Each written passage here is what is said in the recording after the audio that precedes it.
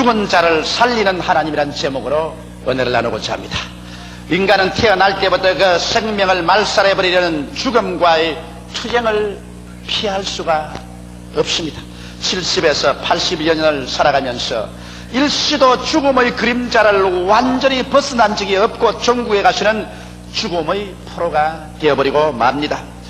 삶과 죽음의 경주에는 아무리 걸음이 빠른 사람이라도 결국에는 죽음에 지고 마는 것입니다. 그렇기 때문에 킬케고리 말한 것처럼 인간은 예외 없이 죽음에 이르는 병에 든 존재라고 말했습니다. 그런데 이 죽음을 격파한 분이 있습니다. 어떠한 인생도 격파하지 못한 이 죽음을 격파해버리고 사망을 철폐하고 승리하고 일어서신 분이 계십니다. 나사렛 예수님이신 것입니다. 하나님께서는 예수 그리스도를 통해서 오늘날도 죽은 자를 살리시기를 원하시는 것입니다. 그러면 도대체 어떠한 죽음들에서 하나님께서는 우리를 오늘 살리기를 원하시는 것입니까? 하나님께서는 여러분 죽은 자를 살리심으로 말미암아 견줄 데 없는 하나님이여 우리의 구주인 것을 증명하고 계시는 것입니다. 그러면 오늘 이 시간에 여러분과 나의 생애 속에서 죽음을 격파하기 위해서 오신 우리 하나님을 깨달아 알므로 우리도 사망에서 해방을 얻어야 될 것인 것입니다. 첫째로 우리 하나님께서는 죄와 허물로 죽은 우리를 살려주신 것입니다. 에베소서 2장 1절에 보면 너희의 허물과 죄로 죽었던 너희를 살리셨다라고 말한 것입니다.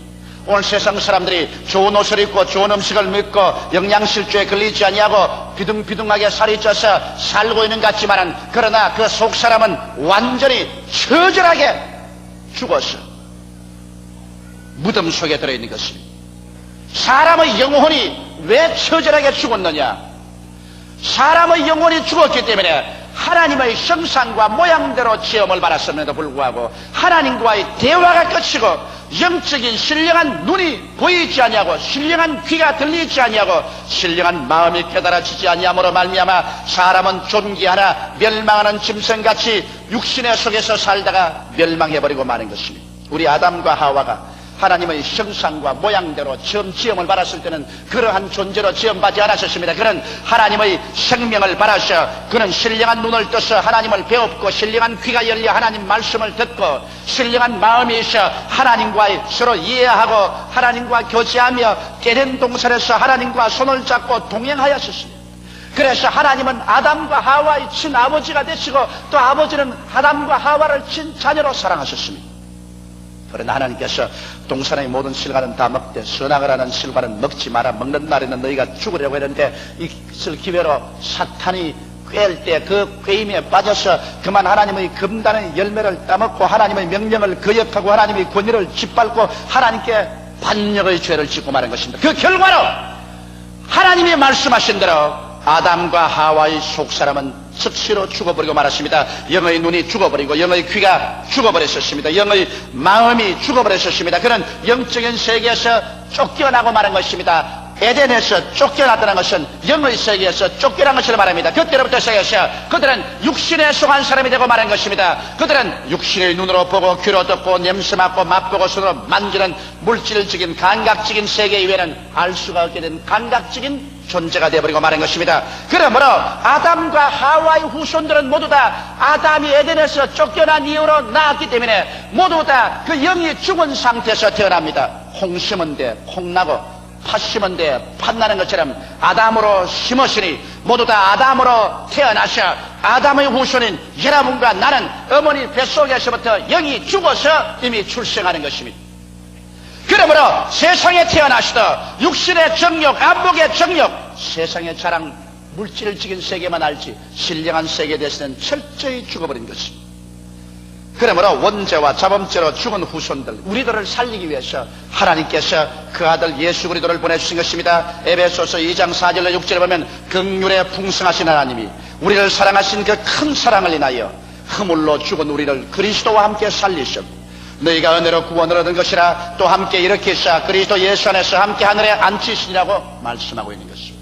하나님께서 그 아들 예수님 죄 안 지은 예수 그리스도 죄 없이 태어나게 하시고 이 일생을 죄 없이 허물 없이 사셨습니다. 이 예수께서 인류를 대표하셔 여러분과 나를 대표하셔 우리를 위한 제물이 되어서 죄를 갚기 위해서 십자가의 재단에 올라간 것입니다. 우리의 과거, 현재, 미래의 죄악을 예수께서 다 담당하시고 하나님 앞에서 우리의 제물이 되셔서 심판을 예수님 받으신 것입니다. 하나님께서 하늘문을 열어 제끼시고 하나님이 인류에 대한 죄에 대한 무서운 진노를 예수께 퍼부을 때 예수님께서 그 진노의 심판을 견디지 못하여 그 극한 상황의 고통 속에서 하나님이여 어찌하여 나를 버리시나이까 통곡하고 탄식했습니다.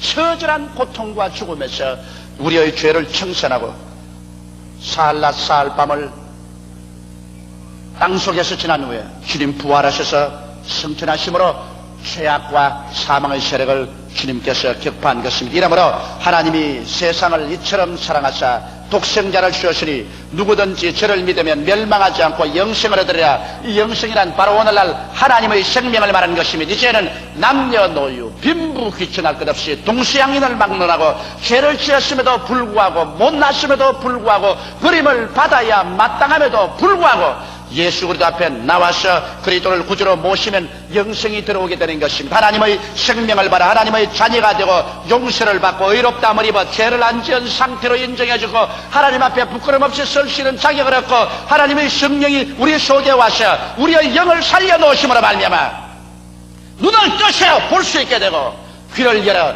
영음을 들을 수 있게 되고 마음속에 하나님의 신령한 세계를 깨닫게 됩니다. 이러므로 예수를 믿지 않은 사람이 우리를 볼 때는 도무지 우리가 도란 사람같이 보입니다. 도저히 육에 속한 사람은 알 수 없는 새로운 세계를 하나 발견하고 삽니다. 육에 속한 사람은 땅에 속하여 감각적인 것은 알지만은 이제 영에 속한 사람은 새로운 세계를 발견했습니다. 사람이 떡으로만 살 것이 아니요 하나님 입으로 나오는 모든 말씀으로 살 것이라고 말씀으로 살며 또 하나님 믿는 사람은 나의 여인은 믿음으로 말미암아 살리라고 한 것처럼 보는 것으로 행하지 않고 믿음으로 행하고 있는 것입니다. 오늘 우리들은 이제 잃어버린 아버지를 발견해서 우리 속 사람이 하나님을 바라보고 하나님을 아버지라 부릅니다. 그리고 아버지 앞에 기도하고 찬미하며 우리의 무거운 짐을 내어 맡깁니다. 아버지는 예수 그리스도로 말미암아 우리 가운데 믿음, 소망, 사랑을 넣어주시는 것입니다. 기쁨을 넣어주고 평화를 넣어줍니다. 의로운 삶을 넣어줍니다. 내일에 대한 위대한 영적인 소망을 주시는 것입니다. 그래서 눈에는 아무 증거 안 보이고 귀에는 아무 소리 안 들리고 손에는 아무 잡히는 없지만은 우리는 저 눈에 보이고 귀에 들리고 손에 잡히는 건너편 영의 신령한 세계를 소유하게 된 것입니다. 예수 믿는 사람은 두 가지 세계 속에 삽니다. 육의 세계 속에 살면서 또한 건너편 영의 신령한 세계 속에서 살게 되는 것입니다. 새로운 세계를 얻어서 육신의 장막집이 무너져도 겁나지 않습니다. 전쟁과 전쟁 소문을 들어도 겁나지 않습니다. 땅이 흔들리며 깨어지고 우리의 환경이 우리에게 다 빼앗겨 나가더라도 우리는 두려워하지 않습니다. 왜냐하면 우리는 이제 흔들릴 수 없는 세계를 얻었습니다.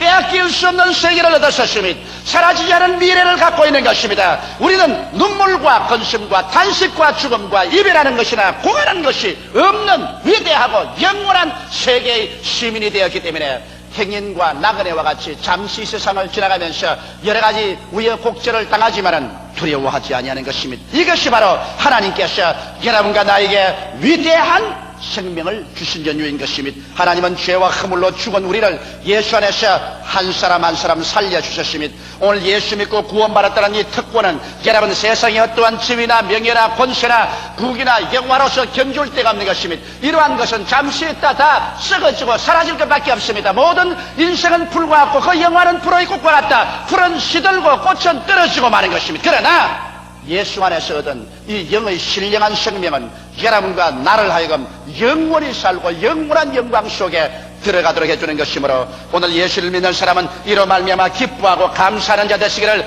주님의 이름으로 축원합니다. 둘째로 하나님께서 우리를 죽은 자 가운데서 살리신 것이 있습니다.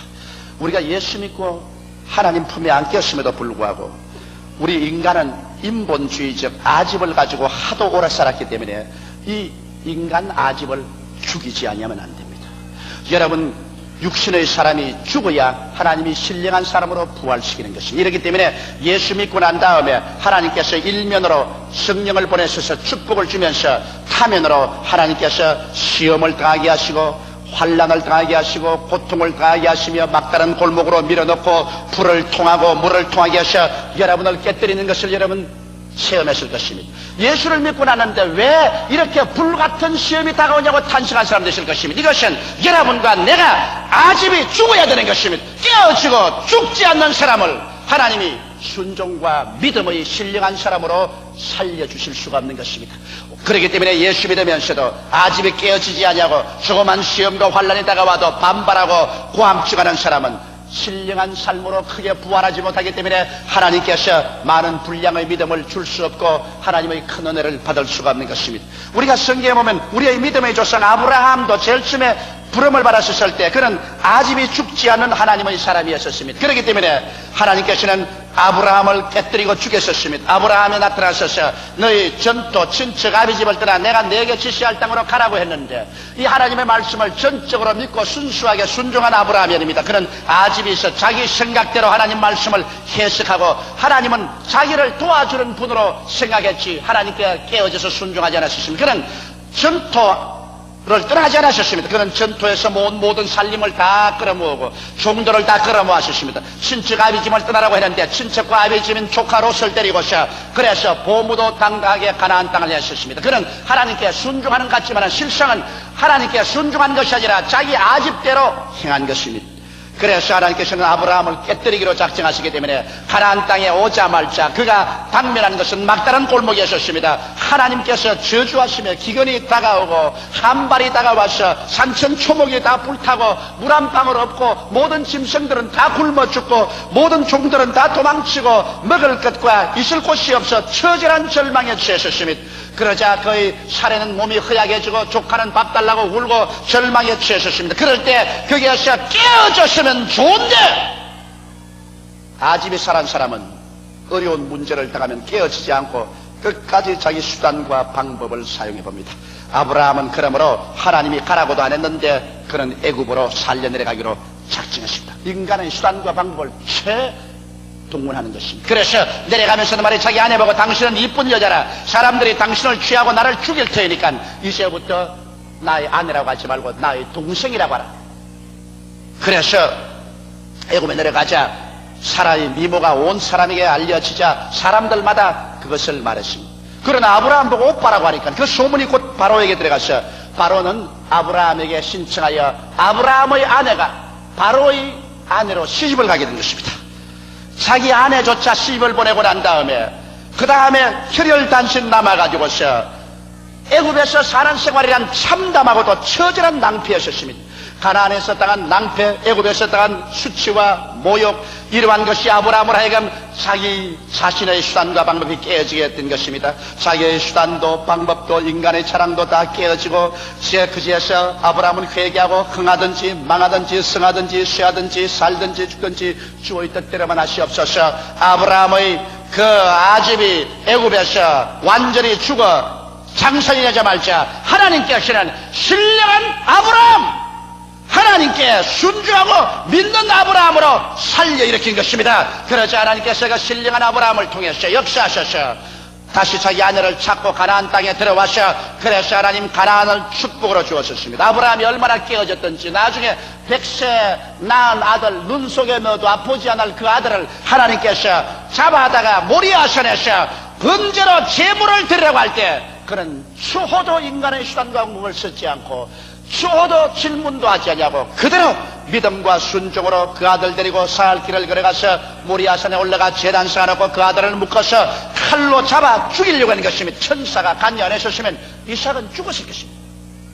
아브라함은 완전히 자아가 깨어지고 그리고 그 안에서 믿음과 순종의 사람으로 하나님이 살려내신 것입니다. 이와 같이 자아를 깨뜨리고 살려내는 데는 상당한 세월이 걸립니다. 아브라함에게는 25년이 걸렸고 야곱은 무려 20년이 걸려도 안 깨어졌기 때문에 야뽕 나루토에서 형이 400인의 군대를 가지고서 죽이려고 뒤에는 외아저씨가 죽이려고 기다리고 그는 샌드위치가 되어서 올 때 갈 데 없는 그 처지에서 환도뼈가 어그러져서 달아나지도 못하자 자기의 수단과 방법이 다 깨어지고 그는 하나님께 항복하고 이스라엘이 되고 하나님께서 그를 축복해 주신 것입니다. 요셉같이 신령하고 훌륭한 아들이라도 그가 깨어지는 데는 13년 긴 세월을 종살이와 감옥살이에서 바싹 깨어지고 신령한 사람으로 하나님이 살려 부활한 것이요 모세같이 위대한 지도자도 그가 자아가 죽는데 무려 40년이 걸려서 미디안 광야에 눈물을 흘리고 탄식하고 통곡하며 머리가 백발이 되고 난 다음에야 자아가 깨어지고 자아가 죽을 때 하나님은 신령한 모세로 부활시켜 주신 것입니다. 이렇기 때문에 여러분, 하나님께서는 여러분과 나를 죽이는데 상당한 오래 세월이 걸립니다. 그러므로 우리를 죽은 자를 살리는 하나님께서는 믿는 여러분과 나는 자아가 죽고 나야 여러분과 나를 신령한 사람으로 살려낼 수가 있는 것입니다. 이렇기 때문에 여러분과 나의 생활 가운데 불같은 시험이 다가오게 될 때 이것은 자아를 죽이기 위한 것입니다. 성경에 보면 바울 선생은 굉장히 고집이 센 사람이었습니다. 그는 자아가 너무 강해서 하나님의 성령께서 인도하기 요차 힘들 사람이었습니다. 그렇기 때문에 바울의 성에는 험난했습니다. 선교를 하면서도 가는 곳마다 막다른 골목에 처하고 심한 시련을 겪어서 바울은 언제나 자아가 깨어지고 죽는 체험을 했습니다. 성경 고린도후서 1장 8절로 10절에 보면 이렇게 기록되어 있습니다. 형제들아, 우리가 아시아에서 당한 환난을 너희가 알지 못하기를 원치 아니하노니 힘에 지나도록 심한 고생을 받아 살 소망까지 끊어지고 우리 마음속에 사형선고를 받은 줄 알았으니 이는 우리로 자기를 의뢰하지 말고 오직 죽은 자를 다시 살리시는 하나님만 의지하게 하려 함이라. 그가 이같이 큰 사망에서 우리를 건지셨고 또 건지시며 또한 이후에라도 건지시기를 그를 의지하여 바라노라. 자기를 의뢰하는 인본주의가 죽을 때 하나님은 하나님을 의뢰하는 신본주의로 살려주시는 것입니다.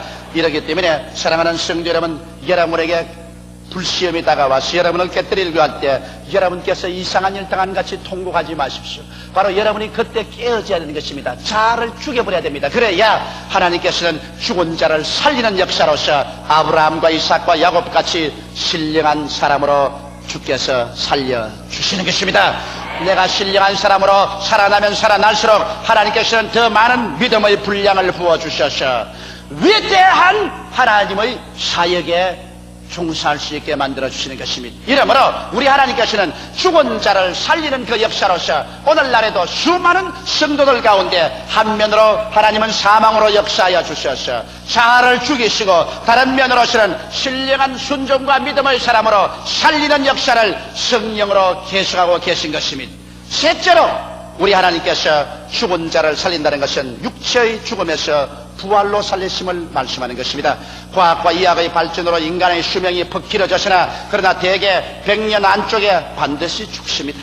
100년을 더 길게 사는 사람도 영원히 산 사람은 없습니다. 그러나 예수님께서는 육체로 죽은 자를 부활로 살리시겠다고 약속하신 것입니다.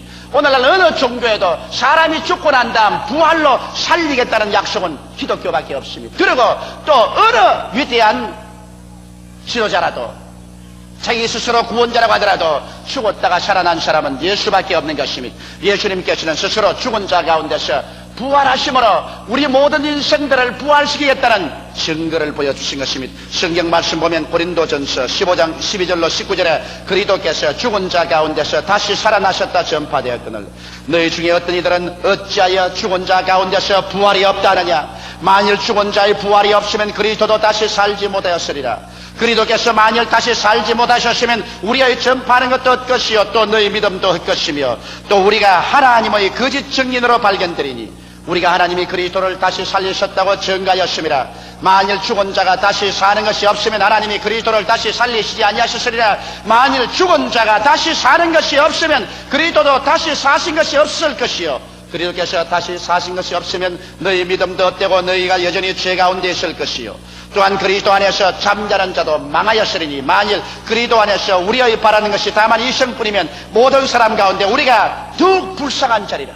만일 그리스도가 부활하지 아니하시고 여러분과 내가 부활하지 않는다면 우리야말로 세상에서 가장 불쌍한 자인 것입니다. 왜? 우리는 먹을 것 먹지 않고 마실 것 마지 아니하고 세상에서 절제하며 조심하며 고통을 감내하며 살아가고 있습니다. 왜 그러냐? 종말에 하나님께서 위대한 부활을 주실 것을 알기 때문에 육으로 심지 아니하고 영으로 심어서 영으로 거두려고 하고 있는 것입니다. 그러나 여러분이 세상 사람들은 죽으면 끝장인다고 생각하기 때문에 내일 죽을 것이니 오늘 먹고 마시자. 육신의 정욕, 안목의 정욕, 세상의 자랑, 육체의 쾌락을 따라서 살고 있는 것입니다.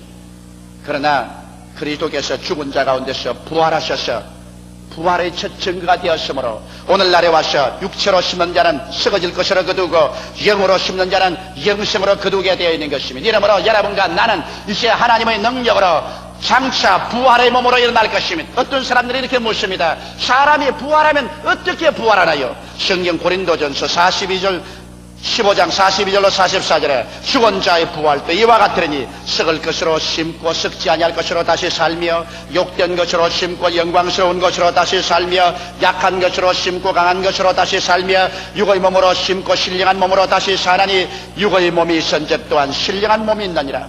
이러므로 오늘 이 시간에 여러분께서 육의 몸을 가지시고 계신 것처럼 여러분에게 하나님께서 신령한 몸을 허락해 주시는 것입니다. 그러므로 이 육의 몸이 심겨져서 신령한 몸으로 살아나고 추한 몸이 영화로운 몸으로 약한 몸이 강한 몸으로 죽을 몸이 영원히 살 몸으로 살아 일어나게 되는 것입니다. 이러므로 여러분과 나는 다 신령한 몸을 하게 될 것이요, 이 신령한 몸은 시간도 초월해서 번개같이 가고 싶은 데를 갈 것이요, 공간도 초월해서 어떠한 벽돌도 뚫고 그대로 들어오게 될 것이요, 그리고 이 신령한 몸은 이제는 죽지 아니하는 것입니다. 그리고 예수 그리스도의 형상을 닮아서 모두 다 그리스도의 부활성천한 33세의 모습으로 닮아 영원히 살게 되는 것입니다. 어떤 분이 하는 말이, 자기는 아내가 먼저 천국을 가서 아내가 천국에서 자기 오기를 위해서 기도하고 있을 것이라고 해서 내가 말을 했습니다. 기도하고 있는 것은 당신 아내가 아니고 당신의 사랑하는 형제입니다. 그게 무슨 말입니까? 그래서 사람이 죽어 천당 가면은 남편도 없고 아내도 없습니다. 성경은 말씀하기를 천국에는 시집가고 장가가는 것은 없을 것이라고 그랬죠. 모두 다 그리스도의 형상을 담아 하나님의 자녀가 된 것입니다. 그러면 이 세상에서 왜 남자와 여자를 지어주느냐? 그것은 하나님께서 자손을 많이 얻게 하기 위해서 하나님께서 하나님의 형상과 모양대로 사람을 짓되 남자와 여자를 지으시니라. 그래서 생육하고 번성하여 땅을 충만케 하라고 말하신 것입니다. 그러나 천국에 올라가시는 생육하고 번성할 필요가 없는 것입니다. 그렇기 때문에 우리 하나님께서는 모두 다 부활에는 그리스도의 형상을 달겠다고 말씀한 것입니다.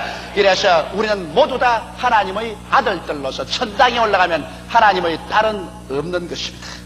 모두 다 하나님의 아들들로서 지극한 사랑 속에서 삽니다. 그러면 이 세상에 살던 부모 형제도 모릅니까? 천만에요.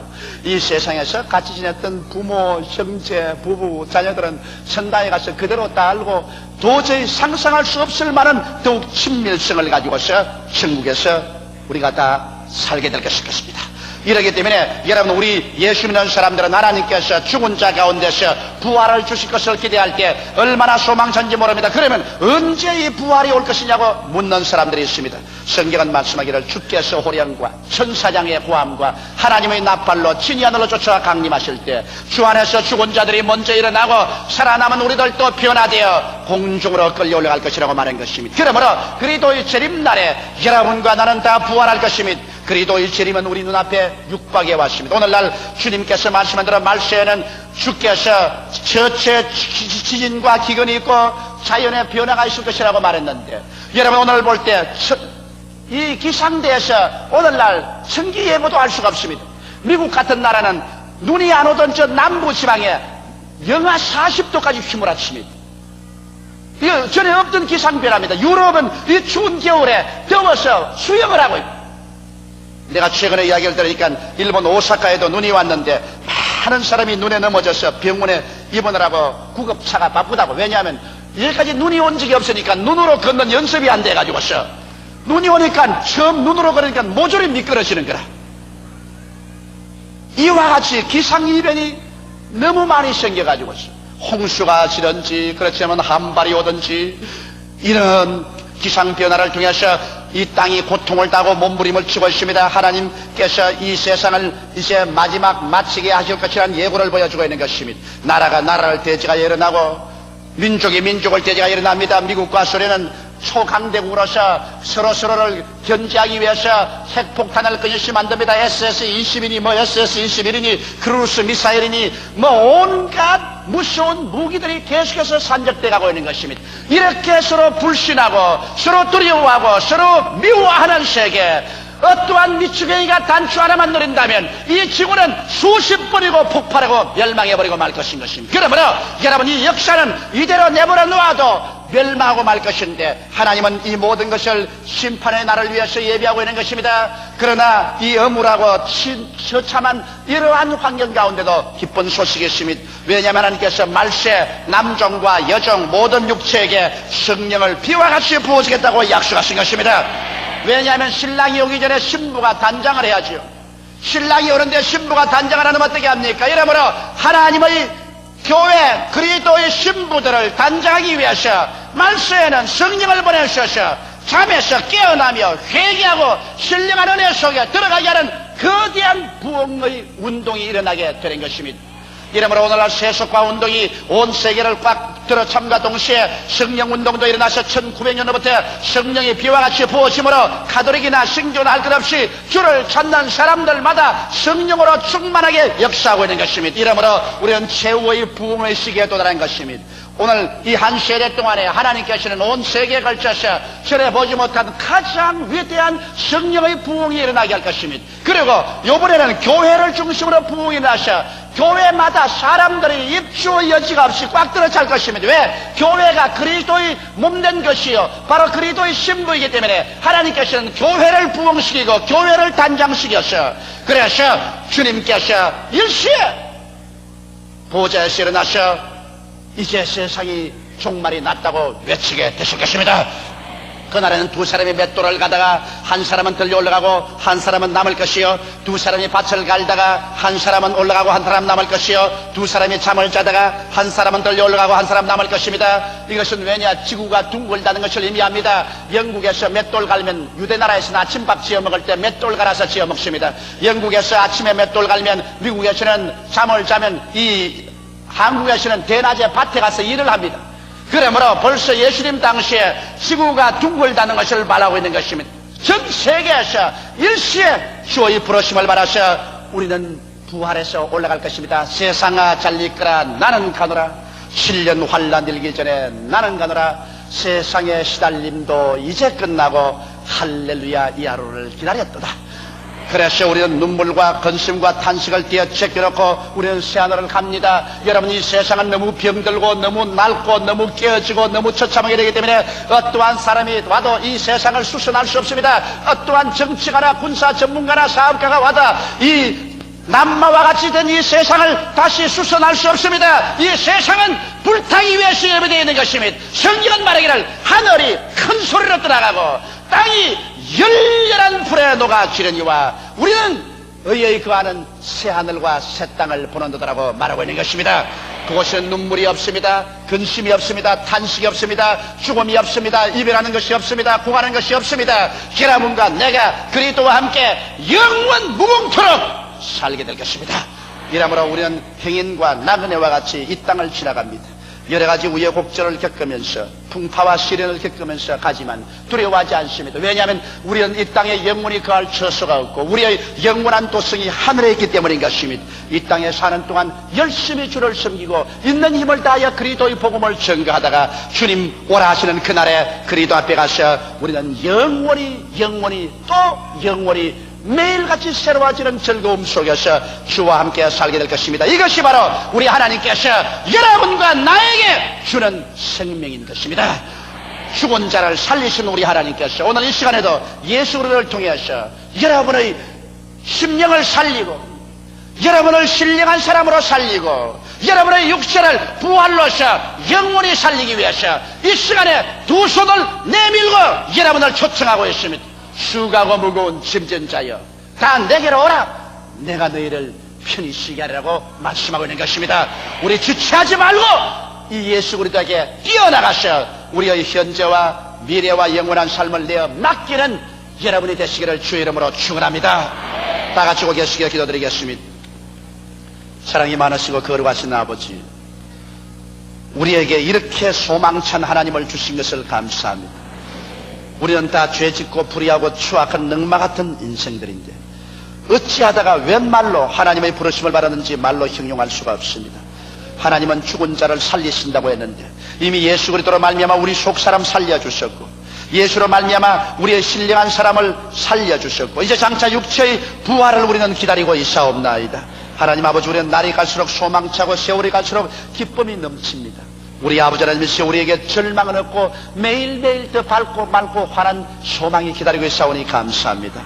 아버지 산부 예배 출석한 후 이 성도들 이미 믿는 자들은 더욱 부활의 생명에 참여하게 도와주시옵시고 믿지 않은 자는 오늘 이 시간에 날래게 주 안에 들어오게 도와주시옵소서.